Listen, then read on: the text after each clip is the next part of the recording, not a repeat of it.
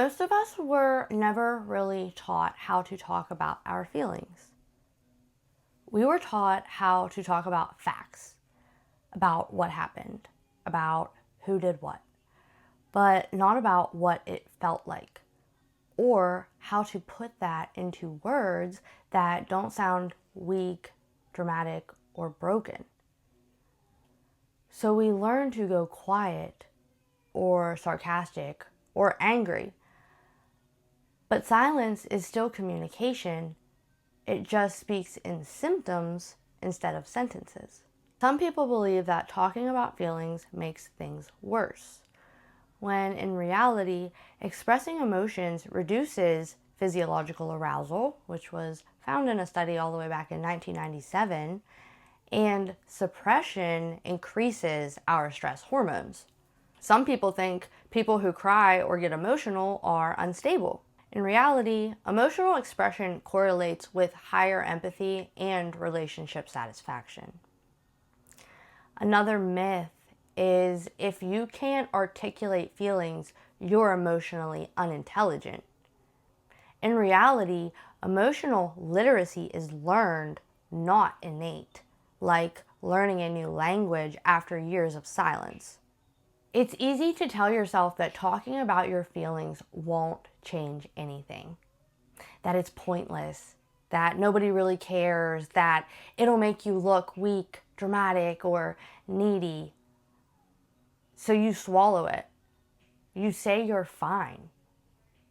Men, I'm talking to you too. I'm talking to everyone because for a while you even believe it.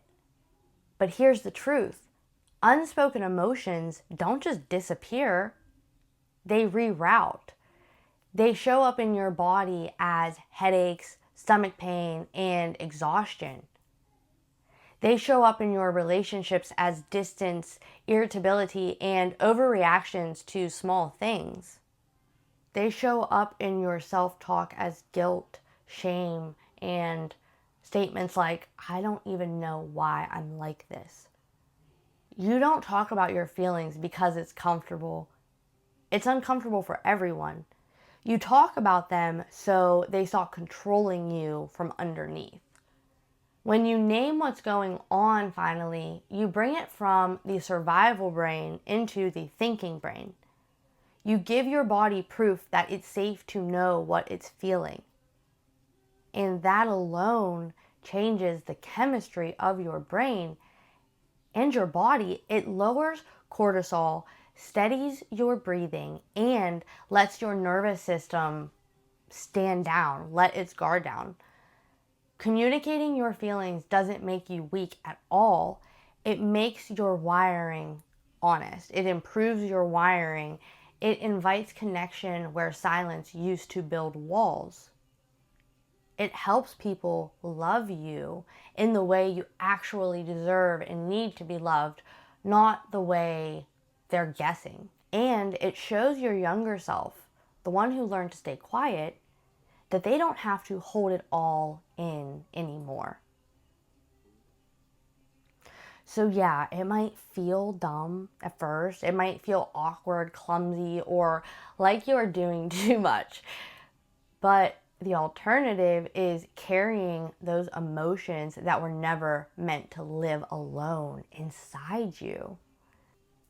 Speak them, whisper them, write them, cry them if you need to, because your feelings are data, not drama. And communicating them is how you translate pain back into meaning. Transmuting pain into something better and bigger and greater. The brain processes emotion in the limbic system, which is your feeling brain, and language in the cortex, which is the thinking part of your brain. So that's why when emotion spikes, blood flow shifts toward survival and words vanish. That's why you freeze in arguments or cry when you're trying to stay calm. It's not immaturity, it's neurology. So the goal isn't to force words. It's to create enough safety that the thinking and feeling parts can talk to each other again. Start with your body signals.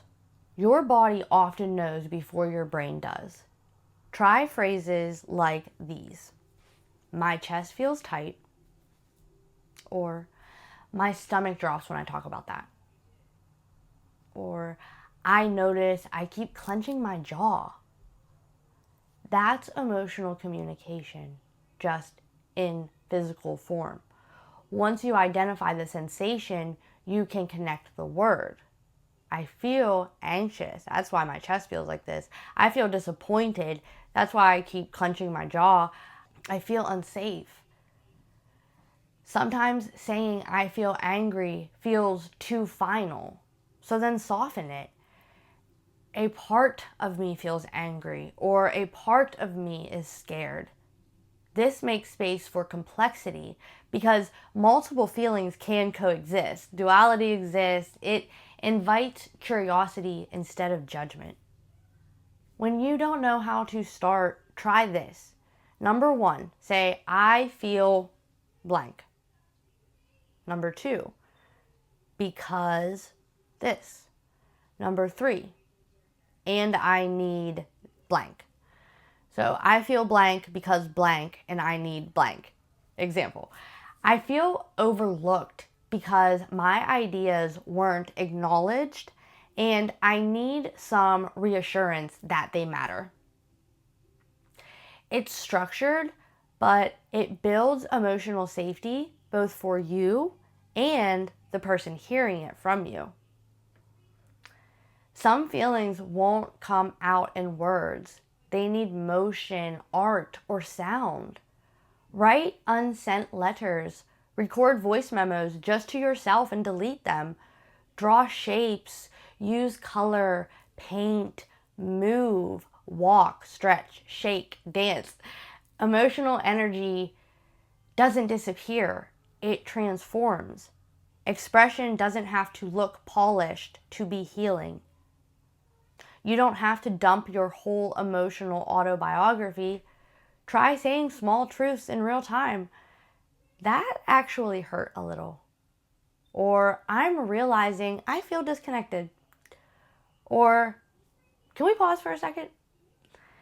Tiny, honest statements build the muscle for bigger ones later. Regulate before you communicate. When emotions surge, the prefrontal cortex, the part that organizes speech and empathy, goes offline. So ground first. Breathe. Drop your shoulders. Feel your feet touching the ground. Then talk. Communication isn't just words. It's nervous system to nervous system. Communication isn't about perfection. It never has been. It's just about connection. It's just about communication. Every time you name a feeling, instead of hiding it, you build a bridge back to yourself. Because feelings are data, not defects. They're your body's language for truth. And learning to speak that language, even late in life, even awkwardly, even haltingly, is one of the bravest things a person can do. That's all for this topic today. Thank you. Bye.